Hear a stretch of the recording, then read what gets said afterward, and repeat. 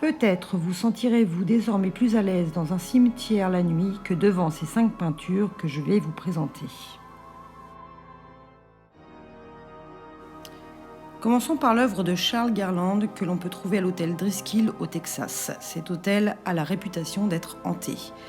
L'histoire de fantôme la plus connue dans cet hôtel est celle de Samantha Houston, une petite fille de 4 ans morte tragiquement en poursuivant une balle dans l'escalier principal. Ce tableau serait hanté par son esprit, même s'il ne la représente pas.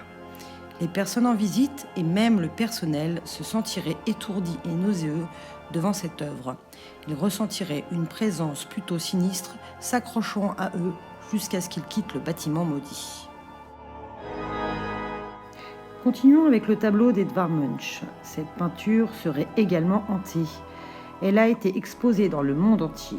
Le peintre est né en 1863 à Oslo et est mort en 1944.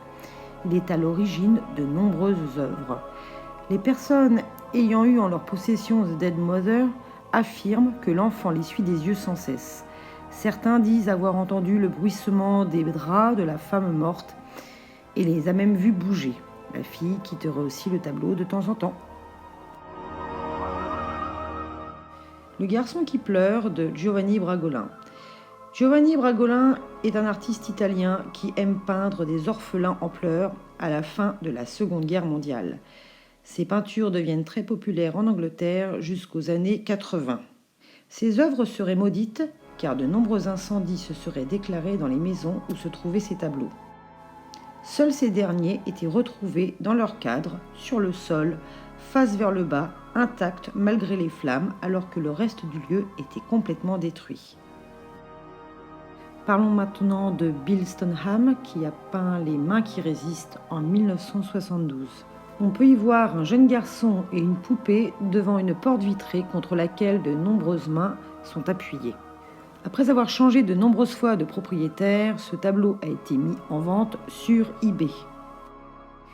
Apparemment, ce tableau hanterait la fille de la famille qui le vendait. Cette dernière voyait au milieu de la nuit la poupée et le garçon revenir à la vie pour venir jouer avec elle. Il est surnommé le tableau hanté d'eBay. L'homme angoissé. Sean Robinson en est devenu le propriétaire à la mort de sa grand-mère. On ne sait pas qui l'a peint, mais cette dernière disait à Sean que l'auteur de cette œuvre avait mélangé son sang à la peinture et qu'il s'était suicidé une fois terminé. Le tableau restera une dizaine d'années dans sa cave avant qu'il ne décide de l'accrocher dans une chambre d'amis de la maison. C'est à partir de là que des phénomènes étranges ont commencé à se manifester. Son fils s'est fait pousser dans l'escalier, sa femme a senti quelqu'un s'allonger auprès d'elle lorsqu'elle se couchait, et certaines nuits, on pouvait entendre des bruits et des murmures de cette fameuse chambre d'amis. Sean a donc décidé de remettre le tableau à la cave, et depuis, tout est redevenu calme. Alors, légende ou réalité ?